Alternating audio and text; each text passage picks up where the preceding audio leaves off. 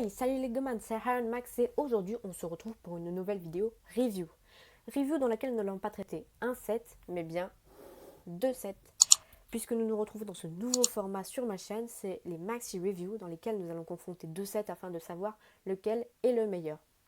Aujourd'hui nous nous occupons de 75 280 les soldats clones de la 5e Légion et le 75 283 le Armored Assault Tank.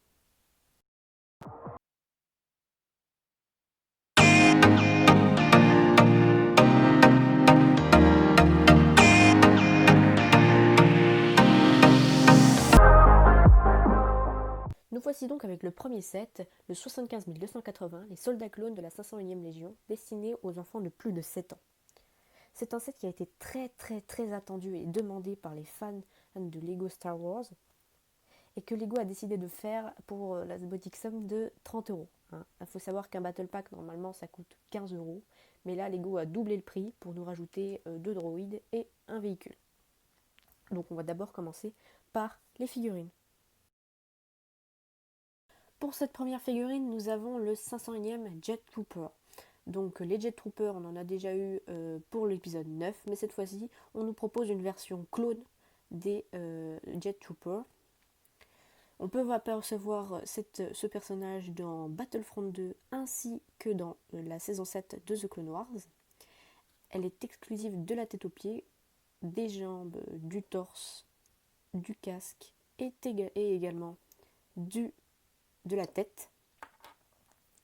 La tête qu'on nous propose ici est complètement exclusive au nouveau clone 2020 que Lego nous a fourni. Depuis le temps qu'on avait la tête énervée des clones et des Stormtroopers, et bien là Lego nous fournit une toute nouvelle tête avec de super belles sérigraphies bien plus ressemblantes aux clones. Cette figurine possède donc un jetpack, bon c'est quand même la moindre des choses sur un Jet Trooper. Un jetpack bleu, bon je ne sais pas s'ils ont déjà été édités, mais c'est le seul que j'ai dans ma collection pour le moment, donc je suis assez content de l'avoir. Il possède un blaster noir tout à fait normal, basique, on en a déjà vu plein. Et c'est tout ce qu'il y a à dire sur cette figurine. Donc Lego nous fournit forcément dans cette boîte des soldats de la 501e Légion. On en a donc deux normaux et un autre avec un sniper un petit peu étrange, fait à partir d'une pièce de sniper et d'une pièce de bougie.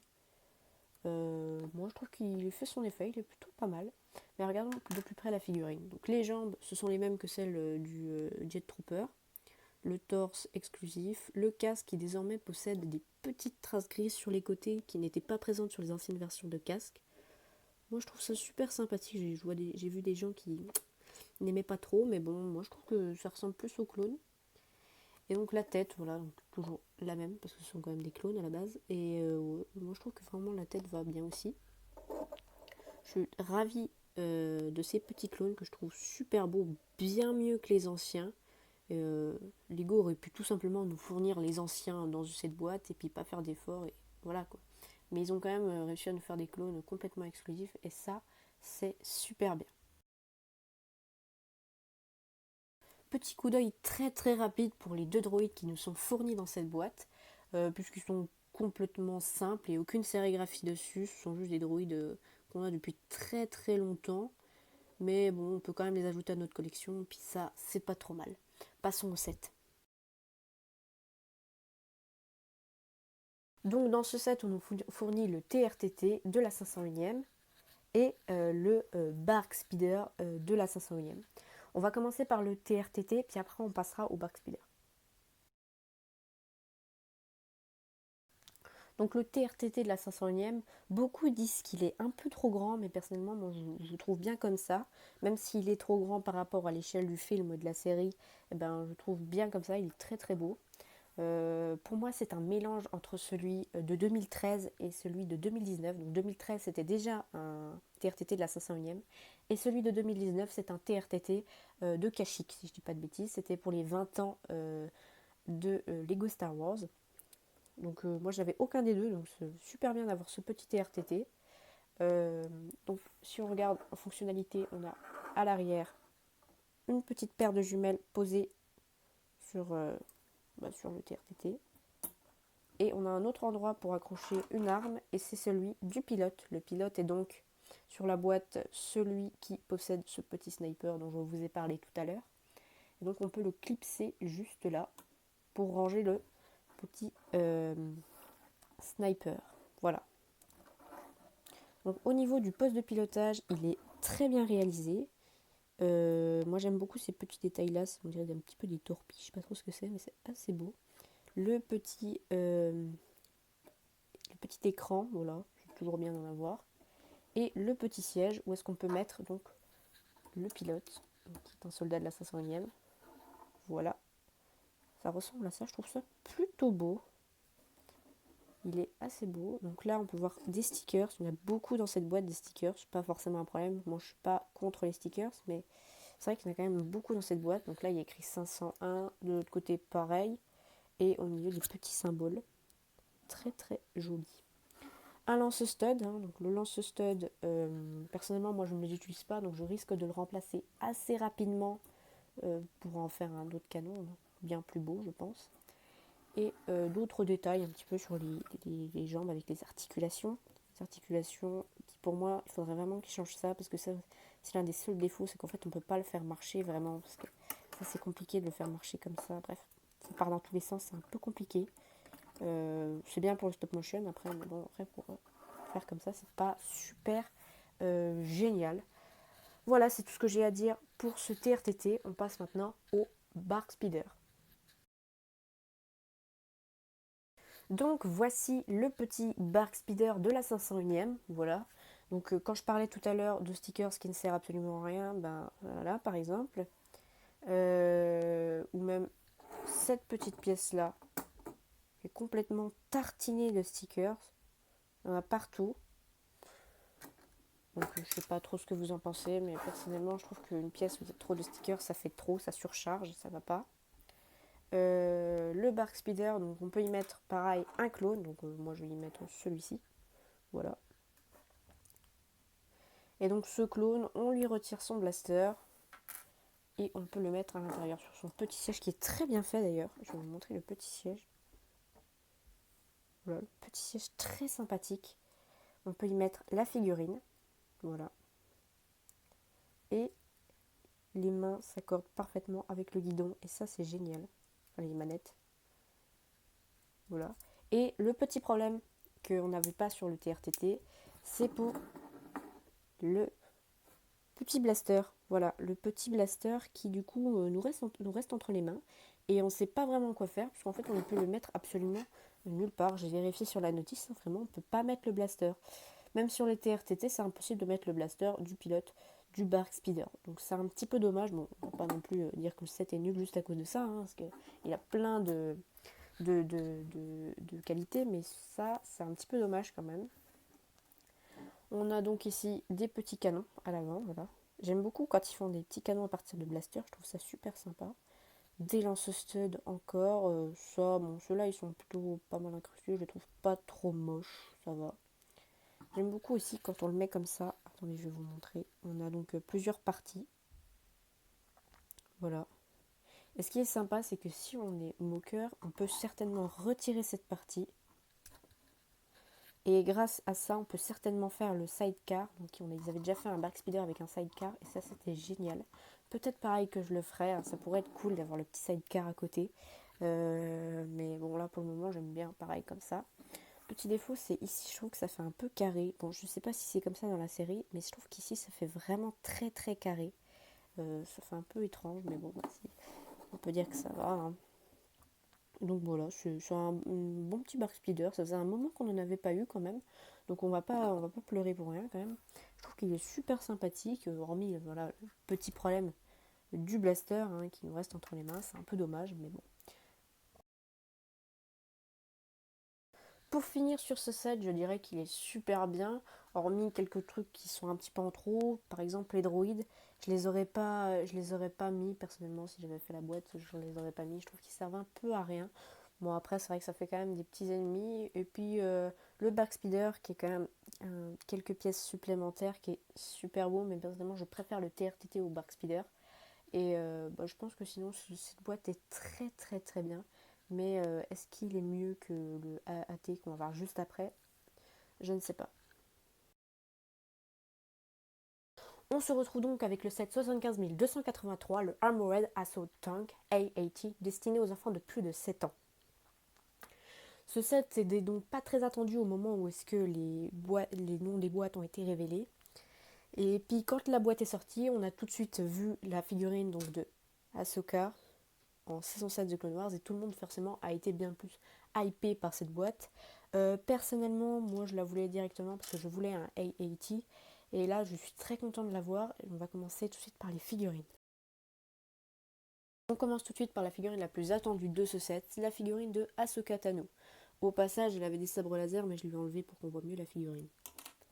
Donc elle est exclusive déjà de par sa petite coiffe, ses petites paires de licous. Grâce aux impressions, donc là on a ici pareil, on peut voir un petit peu les licous, c'est très très bien fait, si ce n'est à un endroit, c'est-à-dire à chaque fois que sur les bords, par exemple ici, là, là et ici, et bien en fait ça s'efface à cause du fait que c'est sur les bords et que du coup ça ne tient pas, la peinture, enfin l'impression ne tient pas.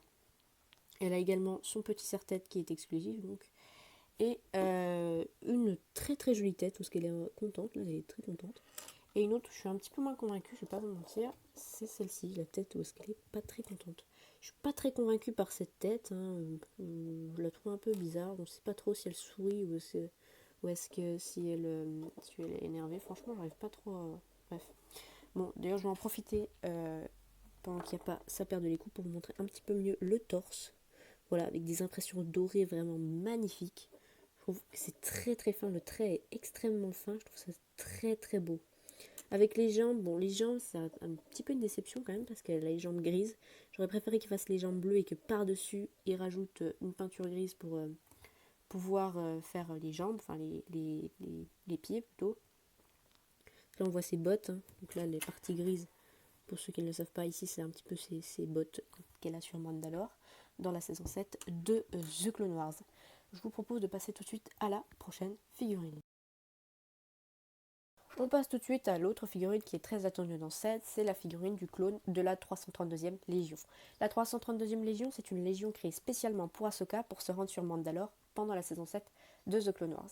Alors cette figurine, au niveau de ce qu'elle a d'exclusif, c'est que son casque finalement, puisque le torse, les jambes et la tête sont les mêmes que sur la figurine de la 501e qu'on a vue précédemment. Bon, c'est normal puisque dans la série c'est pareil, c'est exactement la même chose.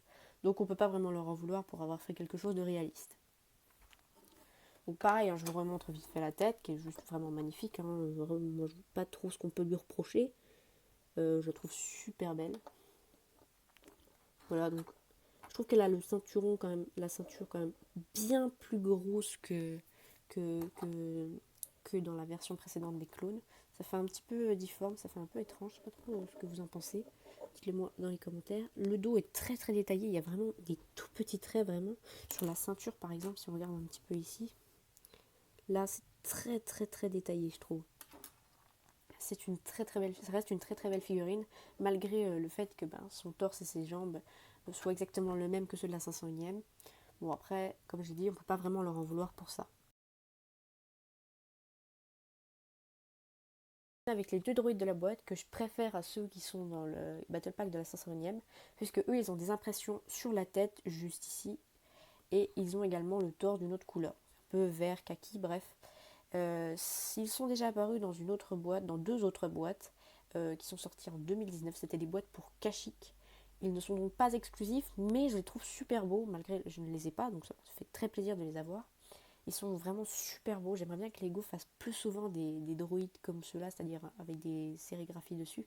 C'est vraiment magnifique. Terminons avec le AAT, le véhicule principal de cette boîte et ainsi le plus gros véhicule de toute cette review. Donc, beaucoup disent qu'il est très très moche, mais personnellement, moi je l'adore. Il est magnifique. Nous avons donc une porte ici qui s'ouvre pour y mettre le droïde que nous avons vu précédemment. Donc ça, c'est plutôt pour le tireur. Et là, une autre porte rectangulaire pour y mettre le pilote. Donc la porte rectangulaire n'est pas réaliste puisque dans la série, on ne se sert que de cette partie-là pour ouvrir la porte. Mais c'est à mon avis pour résoudre un problème de jouabilité. 2 canons ici, la tourelle qui tourne 360 degrés et qui se soulève comme ça. Ensuite, on a 2 petits missiles juste ici, qu'on peut actionner en tirant là et là. Je ne vais pas le faire pour éviter de perdre les missiles. Ensuite, on a 2 symboles de la Fédération du commerce.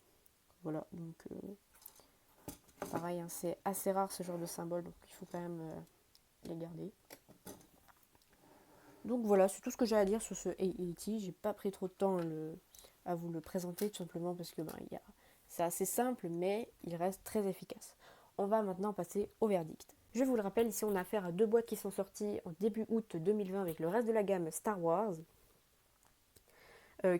Qui vont très bien ensemble, puisque finalement elles sont sorties toutes les deux pour la saison 7 de The Clone Wars. Hormis une petite erreur, parce que dans la saison 7, Ahsoka ne croise jamais de AAT, mais on peut leur pardonner, on peut pardonner à Lego cette erreur, puisque quand ils ont fait la boîte, la saison 7 n'était toujours pas sortie. Donc clairement, moi mon préféré c'était le AAT, parce que comme je vous l'ai dit plus tôt, je voulais un AAT et Lego n'en sortait pas. Puis quand j'ai vu qu'ils en sortaient, qu'en plus il allait avoir Ahsoka à l'intérieur, j'étais super content. J'ai été aussi un petit peu dégoûtée du Battle Pack de la 501ème, surtout quand j'ai vu les photos sur Instagram, tout ça, où est-ce que les gens en achetaient genre une centaine parfois de Battle Pack de la 501ème, alors que très clairement, on va pas se mentir, ça sert absolument à rien. Déjà que 1, c'est clairement suffisant. 2, ça peut être quand même sympa pour faire une petite armée. Puis après 3, je suis désolée, ça sert à rien. Surtout qu'en plus, ça privait d'autres gens d'en avoir. J'ai vu des gens qui encore aujourd'hui en cherchent et qui trouvent pas. Et, j'ai eu de la chance de les trouver les deux. Hein, parce qu'il faut savoir que même le AAT a été pris pas mal de fois pour les soldats de la 332e. Moi, ça m'a un peu dégoûté de ce set en me disant que les gens n'avaient absolument rien à faire, que les autres ne puissent pas en avoir. Bref, ça m'avait un petit peu énervé. Bref, c'est tout ce que j'ai à dire pour cette maxi review. N'hésitez pas à me dire en commentaire si ces maxi reviews vous plaisent. Et comme ça, je pourrais peut-être en refaire avec d'autres boîtes prochainement. Moi, je n'ai plus qu'à vous dire à bientôt. J'espère que cette vidéo vous a plu. N'hésitez pas à la liker, à la commenter et à vous abonner. Moi, je vous dis à la prochaine. Ciao!